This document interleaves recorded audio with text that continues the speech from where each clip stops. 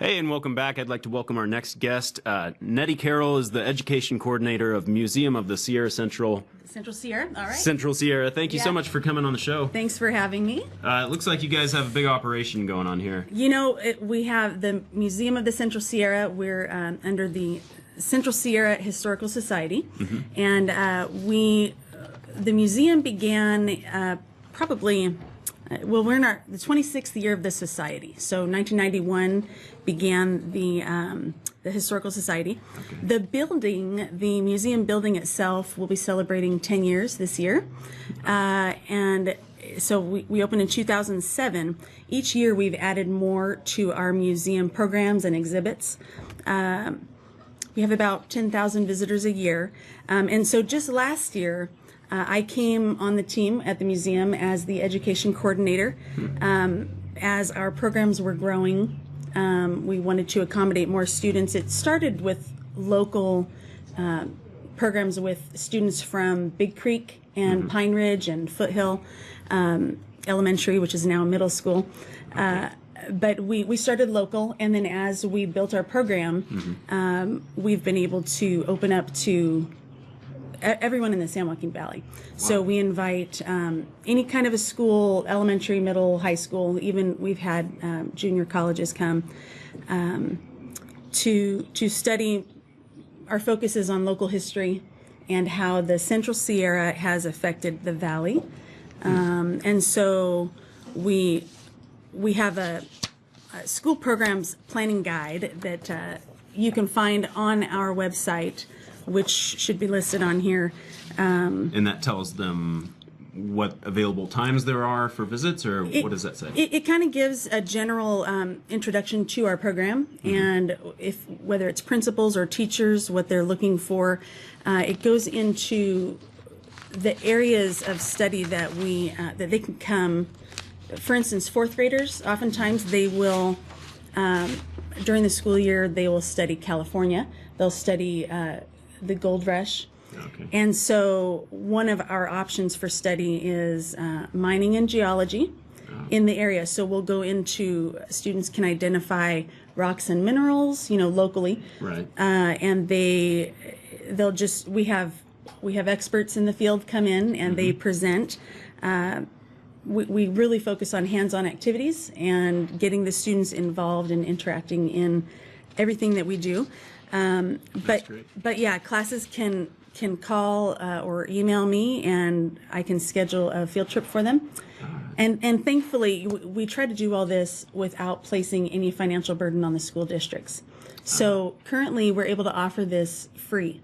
Wow. Of course, we appreciate donations, and we have some amazing members of the museum and donors who, of course, care about education and are really excited about the Central Sierras and just all the amazing history.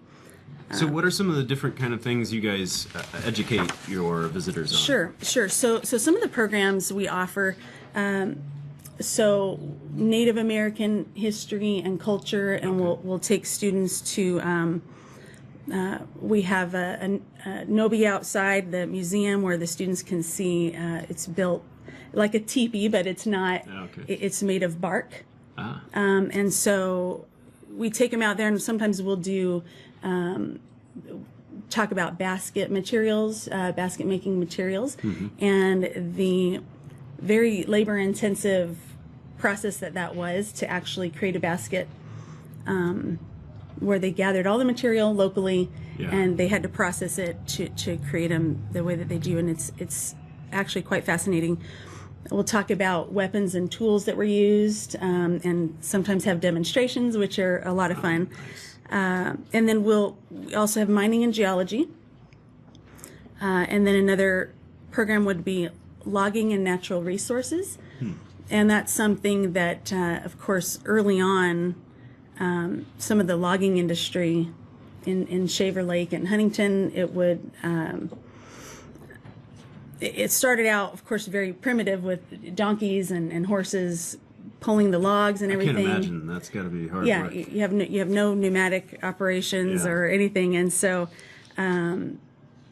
with that we talk about different simple machines and mechanical advantage, which is something we're building on. We have a science park coming up. It'll be ready this summer. Okay. And so that will be an area that students can, actually practice these pulleys, levers, different simple machines like that. So we're excited about that. Fun.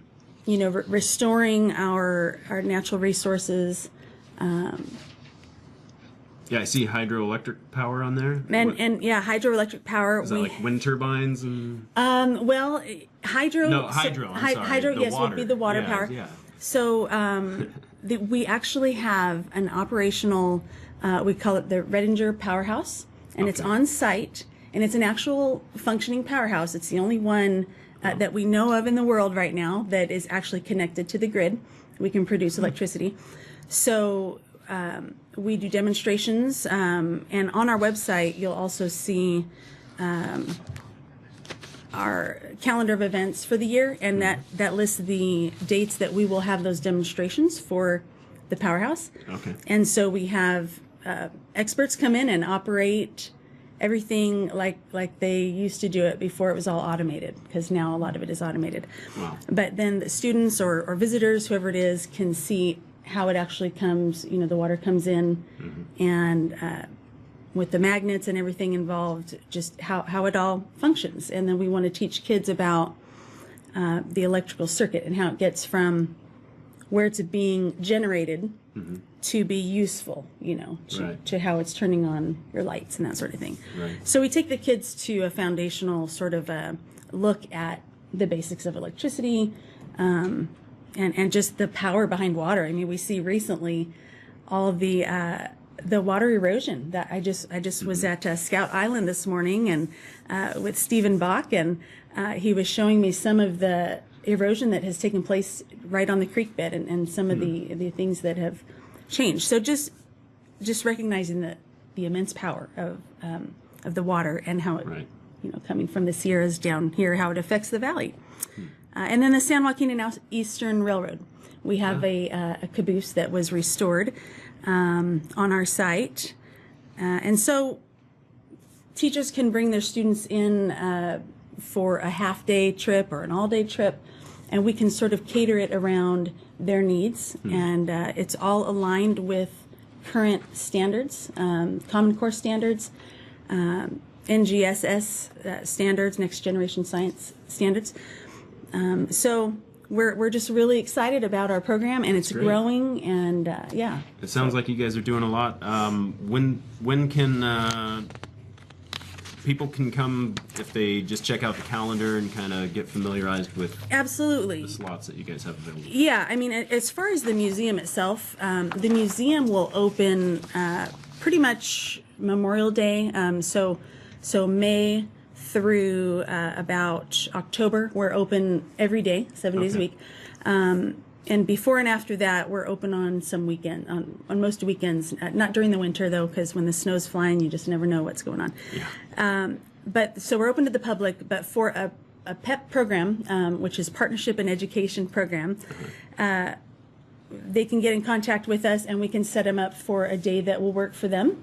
Okay. So I don't have an active schedule right now where they can see what's available, but we have a lot of days available right now. But get in touch with you, and absolutely, and you guys yeah, will and we'll work with them, and so great. Yeah, homeschools, charter schools, special education schools. We invite everybody up, and we accommodate anybody. So that's great. And as you mentioned, it's free, and you guys are always looking for donors. So make sure if you got some big bucks, again, burning the hole in your pocket. Here's another great avenue to send your dollars down. Yes. So, well, thank you so much for coming on the show. Anything else you'd like to add? Anything we might have left out? Just want to say for the museum, we do have some activities coming up. We have. We call it Sierra Voices, and we have special speakers come and present on things such as this Saturday, actually, April 1st, we'll have a talk with Norm Soddy. He is one of our Sierra steamers, and he'll be talking about the SJ&E Railroad. And then So throughout the summer, we'll have those things. We have Hikes for History, and we have Friday in the Pines, which is a free concert series in our amphitheater. Oh, how That's fun. a lot of fun. Yeah. So come on up and join us. We're just 45 minutes away up in Shaver, right at the entrance of Camp Edison. We share an entrance with them. So. I've been meaning to make it up there, so maybe I'll check it out sometime. If you haven't been there, it's a phenomenal museum. Sounds like a lot to see, so I'm missing good. out, I'm sure. Well, thank you so much for coming on the show, Nettie. Thank you, Johnny. Appreciate it. Have you back sometime. All right, very good. We'll be right back.